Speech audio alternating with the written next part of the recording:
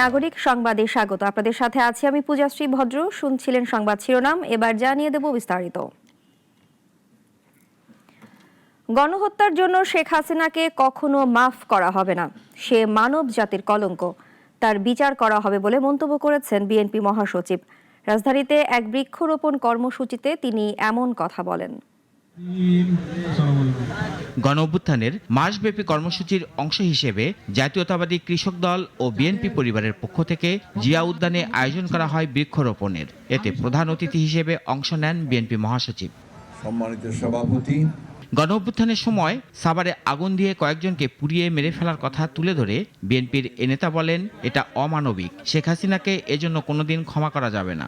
যাদের বেতন আসে আমাদের প্রত্যেকের ট্যাক্সের টাকা থেকে, তারা আজকে আমার ছেলেকে হত্যা করছে, পুড়িয়ে মারছে। কি নির্মম, নৃশংস, অমানবিক। এই জন্যই হাসিনাকে কোনোদিন ক্ষমা করা যাবে না। হাসিনা হচ্ছে মানব জাতির একটা কলঙ্ক। হাসিনা হচ্ছে মায়েদের একটা কলঙ্ক। আমাদেরকে প্রথম কাজ হবে এদের বিচার করা। জুলাই আগস্ট হতাহতের পরিবারের পুনর্বাসনের জন্য বিএনপি ফান্ড তৈরি করবে জানিয়ে মির্জা ফখরুল বলেন, নির্বাচনের মাধ্যমে নতুন দেশ গড়তে চান তারা। আগামী দিনে যে নির্বাচন প্রতিশ্রুতিবদ্ধ হয়েছেন এই কেয়ারটেকার সরকার, যে 26 ফেব্রুয়ারির মাঝামাঝি সময় নির্বাচন হবে, সেই নির্বাচনের মধ্য দিয়ে আমরা জনগণের একটা সরকার তৈরি করতে পারবো, যে সরকার আমার এই শহীদদের তাদের মূল্যায়ন করবেন, তাদের মর্যাদা দেবেন, একই সঙ্গে যে জনতারা সংগ্রাম করেছেন বাংলাদেশে একটা গণতান্ত্রিক রাষ্ট্র প্রতিষ্ঠা করবার সব রকম ব্যবস্থা গ্রহণ করবেন। নিজেদের ভিন্নমত থাকলেও সবাইকে নিয়ে রেইনবো ন্যাশন সৃষ্টি করবে বিএনপি বলেও জানান বিএনপি মহাসচিব। এই সবগুলোকে মিলিয়ে আমরা একটা রেইনবো স্টেট। বৃক্ষরোপণ পূর্ব সংক্ষিপ্ত সমাবেশে সেখানে 100 জন শহীদের নামে বৃক্ষরোপণ করা হয়। রাশেদুল কাদির, নাগরিক, ঢাকা। পার্বত্য চট্টগ্রামে বারবার সংঘাত, বারবার বিভাজন সৃষ্টি করে রাখা হয়েছিল, আর এর সুযোগ নেয় তৃতীয় পক্ষ। রাঙামাটির পথসভায় এবার বিভাজন এড়িয়ে ঐক্যের ডাক দিয়েছেন এনসিপির আহ্বায়ক নাহিদ ইসলাম। জাতীয় নাগরিক পার্টির জুলাই পদযাত্রা সরব হল ঐক্য ও অন্তর্ভুক্তির বার্তা। চট্টগ্রামে সকালে শহীদ পরিবারগুলোর সঙ্গে সাক্ষাৎ করেন এনসিপি নেতারা। পরে রওনা দিয়ে দুপুরের পর রাঙামাটি পৌঁছান দলটির কেন্দ্রীয় নেতারা। জনগণই বৈধতা, জনগণই ঠিক করবে জনগণ কাদের কাছে যাবেন। শহরের শিল্পকলা একাডেমি থেকে শুরু হয় পদযাত্রা, পেরোয় বনরূপা ও বাজার এলাকা। জনসংযোগের এই পথ চলায় উঠে আসে দাবি, দেশ গড়ার নতুন সংলাপ শুরু হোক পাহাড় থেকেই।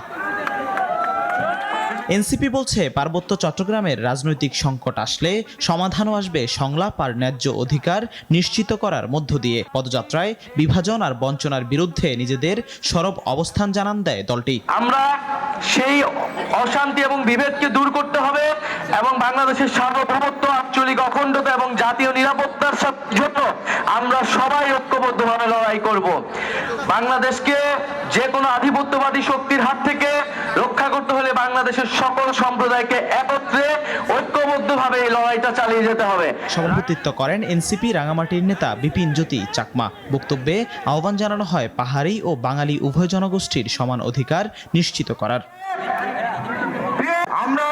রাঙামাটিতে সমাবেশ শেষে বিকেলে চট্টগ্রামের উদ্দেশ্যে রওনা হন এনসিপি নেতারা। সেখানে সন্ধ্যায় অনুষ্ঠিত জুলাই পদযাত্রার দ্বিতীয় পর্ব। জিহাদুল ইসলাম, নাগরিক, ঢাকা। গোপালগঞ্জে সাম্প্রতিক সংঘর্ষ ও সহিংসতার ঘটনায় গণগ্রেফতারের অভিযোগ নাকচ করেছেন স্বরাষ্ট্র মন্ত্রণালয়ের উপদেষ্টা। দুপুরে আইনশৃঙ্খলা বাহিনীর কোর কমিটির বৈঠক শেষে তিনি বলেন, আস্তে আস্তে 144 ধারা উঠিয়ে নেওয়া হবে। 16 জুলাই এনসিপির পদযাত্রাকে ঘিরে গোপালগঞ্জে পুলিশ, আওয়ামী লীগ ও নিষিদ্ধ ঘোষিত ছাত্রলীগের সঙ্গে সংঘর্ষে 5 জন নিহত এবং শতাধিক আহত হন। এরপর থেকে জেলা জুড়ে কারফিউ, 144 ধারা। গণগ্রেপ্তারের অভিযোগ ঘিরে আলোচনার কেন্দ্রবিন্দু হয়ে ওঠে গোপালগঞ্জ। এমন পরিস্থিতিতে দুপুরে সচিবালয়ে অনুষ্ঠিত হয় আইনশৃঙ্খলা বাহিনীর কোর কমিটির বৈঠক। বৈঠকে সভাপতিত্ব করেন স্বরাষ্ট্র উপদেষ্টা। বৈঠক শেষে স্বরাষ্ট্র উপদেষ্টা জানান, কেউ অকারণে গ্রেপ্তার হচ্ছে না। কেবল দোষীদেরই আইনের আওতায় আনা হচ্ছে। এখন আইন শৃঙ্খলা পরিস্থিতি উন্নতি হয়েছে কি হয় না এটা আপনারা বলতে পারবেন। এরকম ঘটনা গোপালগঞ্জের ঘটনা যে ঘটছে এটা আমি অস্বীকার করতেছি, তো গোপালগঞ্জের ঘটনাটা তো ঘটছে। এখন দেখেন এটা তো রাজনীতি করতে গেলে তো রাজনীতিতে তো অনেক সময় আগে যে আমরাও পড়ছি ঢাকা ইউনিভার্সিটিতে তো কত ধরনের ঘটনা হয়েছে। এখন ঘটনা হয়েছে, ঘটনার পরে ব্যবস্থা নেওয়া হচ্ছে কিনা এটা হলো আমাদের কথা। আইন শৃঙ্খলা পরিস্থিতির যথেষ্ট উন্নতি হয়েছে দাবি করে উপদেষ্টা বলেন, জাতীয় নির্বাচন অবাধ, সুষ্ঠু ও শান্তিপূর্ণ করতে সরকারের পক্ষ থেকে সব ধরনের প্রস্তুতি নেওয়া হচ্ছে। এটা তাদের থেকে আমরা এখন শুনলাম যে তারা কিভাবে কাজ করতেছে এবং আগের কি পরিস্থিতি ছিল, এখন কি রকম পরিস্থিতি, এগুলির ব্যাপারে। তো আপনারা তো মানে আমরা যাই বলি আপনারা আবার কিন্তু আপনাদের মতো করে আপনারা বলেন। তো এদের থেকে যে ফিডব্যাকটা পাওয়া গেল, তারা দায়িত্ব নেওয়ার পরে থেকে এরা এখন দেখে আইন শৃঙ্খলা পরিস্থিতি এটা তারা বললেন যে আগের থেকে অনেক উন্নতি হয়েছে। নিরপরাধ ব্যক্তি যেন হয়রানির শিকার না হন সেই বিষয়েও সর্বোচ্চ সতর্কতা অবলম্বন করা হচ্ছে বলেও জানান স্বরাষ্ট্র উপদেষ্টা। আনোয়ার হোসেন, নাগরিক, ঢাকা। তত্ত্বাবধায়ক সরকার ইস্যুতে রাজনৈতিক দলগুলো একমত। আগামী 31 জুলাইয়ের মধ্যে জাতীয় সনদ তৈরির ব্যাপারেও আশা প্রকাশ করেছেন জাতীয় ঐকমত্য কমিশনের সহসভাপতি অধ্যাপক আলী রিয়াজ। সকালে রাজনৈতিক দলগুলোর সাথে দ্বিতীয় পর্যায়ের 15তম দিনের বৈঠকে তিনি এ কথা বলেন। অধ্যাপক আলী রিয়াজ বলেন, দ্বিকক্ষ আইনসভার উচ্চকক্ষ নিয়ে আজ কমিশনের সিদ্ধান্ত জানানোর কথা থাকলেও কিছু বিষয়ে আলোচনা বাকি আছে। দ্রুতই এ বিষয়ে সিদ্ধান্ত জানানো হবে। চলমান সংলাপ এ সপ্তাহের মধ্যে শেষ হবে বলেও জানান তিনি।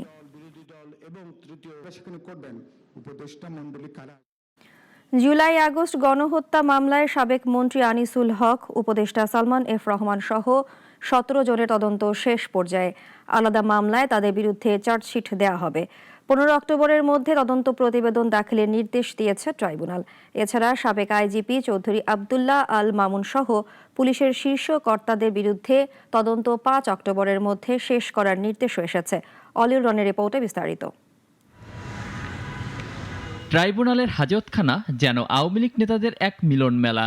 জুলাই গণ অভ্যুত্থানের 7 মামলায় সকালে একসঙ্গে 39 অভিযুক্তকে আনা হয় আন্তর্জাতিক অপরাধ ট্রাইব্যুনালে। সকাল 10:30টার পর একে একে ট্রাইব্যুনালে তোলা হয় আনিসুল হক, সালমান এফ রহমান, কামরুল ইসলাম, দীপুমণি ও জুনায়েদ আহমেদ পলক সহ আওয়ামী লীগের সাবেক এই এমপি ও মন্ত্রীদের। শুনানি শুরুর আগে হাসানুল হক ইনু বিচারকের অনুমতি পেয়ে কথা বলেন আদালতে। তার অভিযোগ, ডিবি পরিচয়ে কারাগারে অসৎ উদ্দেশ্যে তার কণ্ঠ পরীক্ষা করা হয়।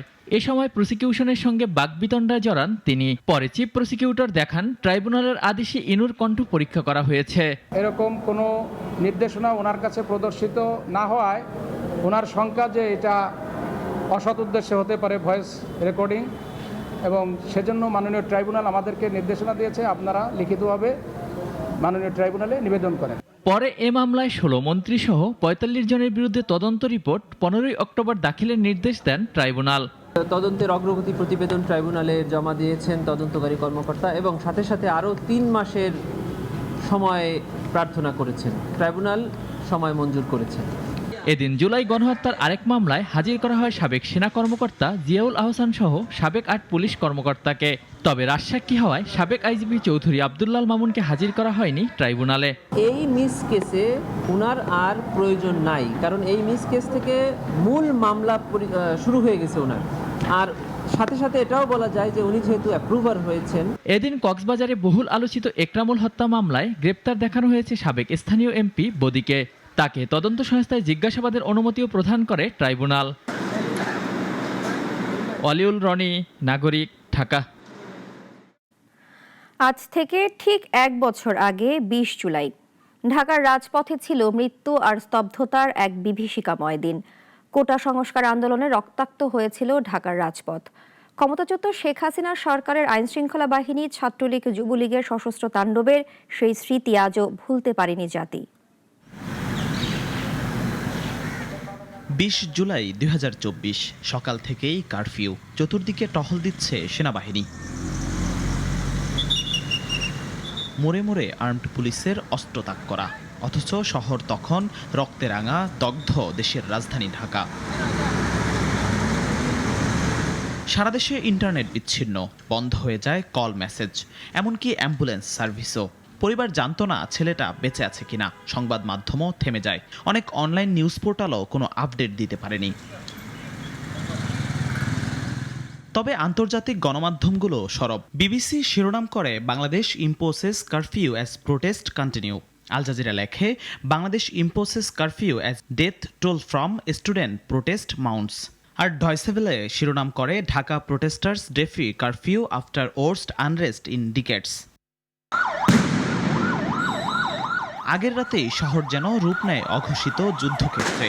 কোটা সংস্কার আন্দোলনের ঢেউ থামাতে নামে সেনাপুলিশ। মধ্যরাত থেকে শুরু হয় অভিযান, গ্রেফতার আর গুলি। ঢাকা মেডিকেল কলেজ হাসপাতালের মর্গে সেদিন জমা পড়ে একে একে ৩৩টি মৃতদেহ, অধিকাংশ তরুণ ছাত্র। কারো মাথা থেতলানো, কারো বুক ঝাঁঝরা। অনেকের পরিচয়ও জানা যায়নি সেদিন। মা খুঁজছিলেন তার ছেলেকে, বোন হয়তো হাসপাতালের বারান্দায় ভাইয়ের অপেক্ষায়। কারো লাশ কাঁধে তুলছিল হয়তো বন্ধুই। ঢাকার বাতাসে ছিল বারুদের গন্ধ আর চোখ জুড়ে কান্না। রমনা শাহবাগ ঢাকা বিশ্ববিদ্যালয়ের গেট। কোথাও রেহাই পায়নি ছাত্র জনতা। কারো হাতে লাঠি, কারো হাতে পিস্তল। হামলাকারীদের অনেকেই ছিল ছাত্রলীগ যুবলীগের কর্মী। বিটিভি ভবনেও আগুন জ্বলেছিল। নিরপেক্ষ সংবাদ না দেখানোর অভিযোগ। জনরোষ থেকে রক্ষা পায়নি রাষ্ট্রীয় প্রচার মাধ্যমটিও। কিছুক্ষণ বন্ধ থাকে সম্প্রচার। বিক্ষোভ শুধু থেমে যায়নি, ছড়িয়ে পড়ে জ্বালাও পোড়াওয়ের রূপে। নীলক্ষেতের গলি থেকে ধানমন্ডির মোড়, সর্বত্র আগুন আর ধ্বংসস্তূপ। সেদিন শুধু ছাত্র নয়, ইতিহাসও কেঁদেছিল। গণতন্ত্রের দাবিতে, সাম্যবাদের আওয়াজে যাদের রক্ত ঝরল, তাদের নাম হয়তো রয়ে গেছে আজও অজানা। সরকার অবশ্য পরে জানায় শান্তি ফেরাতে কারফিউ জরুরি ছিল। রবিবার ও সোমবার সাধারণ ছুটিও ঘোষণা করে। বন্ধ হয় গার্মেন্টস কারখানা। কিন্তু ছাত্রদের রক্তে ভেজা ছিল সেদিন রাজপথ। জিহাদুল ইসলাম, নাগরিক, ঢাকা। দেয়ালে পিঠ থেকে গেছে গাড়ি ব্যবসায়ীদের। বলছেন গাড়ি বেচাকেনা কমে গেছে অন্তত 60%। সংকটের মধ্যে ব্যবসায় বাজেট সহায়তা চেয়েও পায়নি খাতটি। ডলারের দাম বাড়ায় গাড়ি কেনার সামর্থ্য হারিয়ে ফেলেছেন অনেক মানুষ। তবে কিছুটা স্বস্তি, ডলারের সংকট কাটায় খোলা যাচ্ছে ঋণপত্র। সাইদুর রহমানের রিপোর্টে বিস্তারিত। আমি মোহাম্মদ ইউনুস। অন্তর্বর্তী সরকারের প্রায় 1 বছরের শাসনামল পূর্ণ হতে যাচ্ছে। দেশ পরিচালনায় যুক্ত হয়েছেন অনেক জ্ঞানীগুণী মানুষ। তবে বিগত সরকার রেখে যাওয়া অর্থনীতির পুঞ্জীভূত জঞ্জাল কতটা দূর হয়েছে, কতটা গতি পেয়েছে ব্যবসা বাণিজ্য? 1 বছরের মাথায় সেই হিসাব নিকাশ এখন কিছুটা বড় হতে চলছে। অর্থনীতি, ব্যবসা বাণিজ্যের কয়েকটি সূচক স্বস্তির, তবে অনিশ্চিতার শঙ্কার পাল্লা ভারী। আর এই সংকট থেকে যেন মন্দায় দেশের নতুন পুরনো গাড়ি ব্যবসায়ীরা। বলছেন দেয়ালে পিঠ ঠেকে গেছে তাদের। আমাদের বিক্রি প্রায় 60% কমে গেছে। তো সবাই আমরা চিন্তিত ইনফ্যাক্ট যে আসলে সবারই তো প্রতিষ্ঠান আছে, ব্যাংক থেকে মানুষ লগ্নি করে আমরা বিক্রি করছি। তো ব্যাংক ইন্টারেস্ট তো বসে থাকবে না।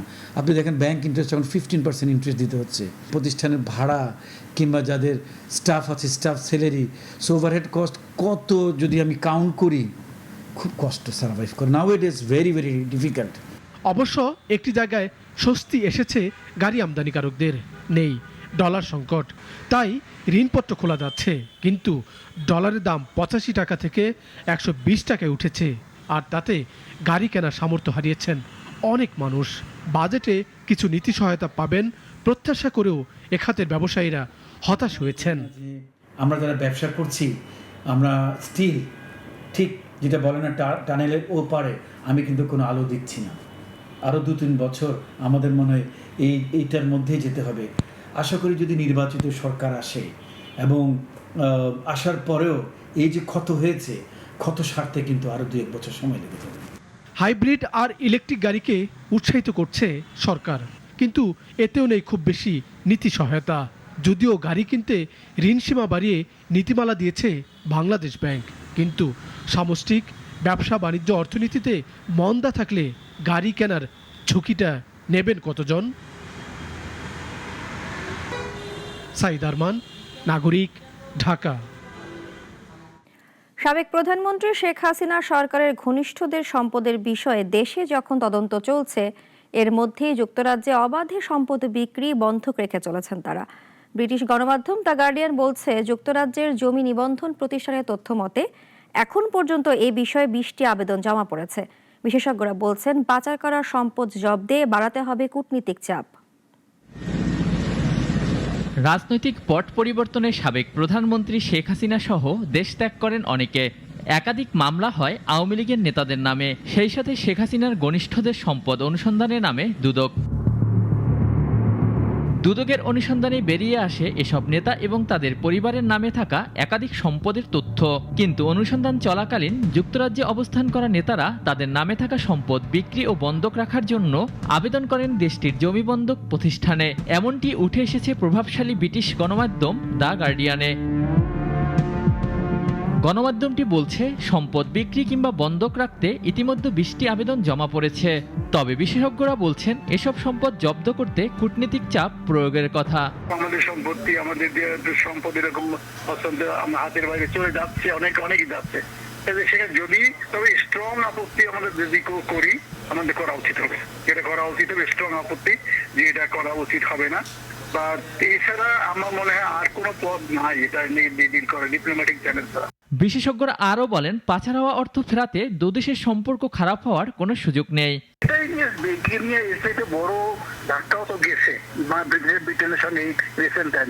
এই তুলনায় এটা অত্যন্ত লজিক্যাল একটা স্টেপ যে আমরা মনে করি যে আমাদের যারা এই সম্পত্তি, আমাদের দেশের সম্পত্তি, তারা এটা হস্তান্তর করার চেষ্টা করতেছে। তবে এটা ডিপ্লোম্যাটিক চ্যানেলে এটা যদি আপত্তি আমরা জানাই, এতে আমাদের সম্পর্ক খারাপ হওয়ার কোনো সম্ভাবনাই নাই।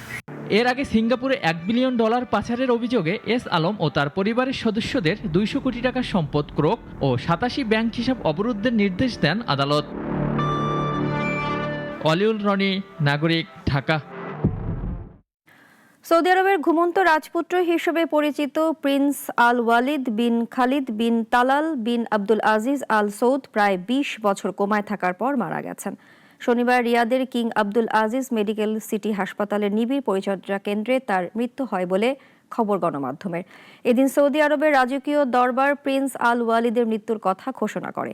প্রিন্সের বয়স হয়েছিল 36 বছর। লন্ডনের এক সামরিক কলেজে পড়াকালীন 2005 সালে প্রিন্স আল ওয়ালিদ গাড়ি দুর্ঘটনায় মাথায় মারাত্মক আঘাত পেয়ে কোমায় চলে যান। প্রায় 20 বছর পার হলেও তিনি আর কখনো জ্ঞান ফিরে পাননি।